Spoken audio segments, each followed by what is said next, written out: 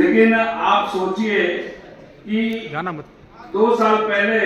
देश के यशस्वी प्रधानमंत्री जी ने आजादी के बाद ये मांग माननीय मिश्रा जी की थी कि भारत में राष्ट्रीय व्यापारी कल्याण बोर्ड का गठन होना चाहिए, और एमपी महोदय वो गठन हो चुका है। और 2 साल पहले जब गठन हुआ तब जून में गठन हुआ, और मुकुंद मिश्रा जी ने सीधा मेरे से संपर्क किया। जैसी मेरी जवाबदारी आई उसके दूसरे दिन इन्होंने मेरा फोटो के साथ अपनी संस्था के साथ, जब तक मुझे किसी प्रकार का कोई आइडिया नहीं था, और अगस्त में आपके इसी प्रकार के कार्यक्रम में दिल्ली में आपके बीच में आया था, तो उसका भी मैं आपके बीच में हिसाब देना चाहता हूं। समय की भी मर्यादा है,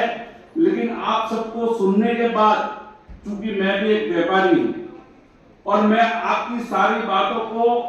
समझना भी चाहता हूं और उस पर खरा उतरना भी चाहता हूं। मैं पहली बार आया था तब आप सब यहाँ नेता विराजित है, साधना जी ने बहुत अच्छी बातें कही। हम घर में बैठे हैं,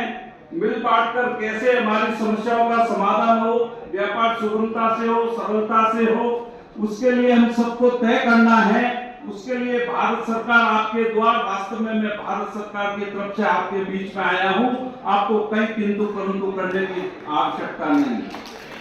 साथियों, इस बात को समझना होगा,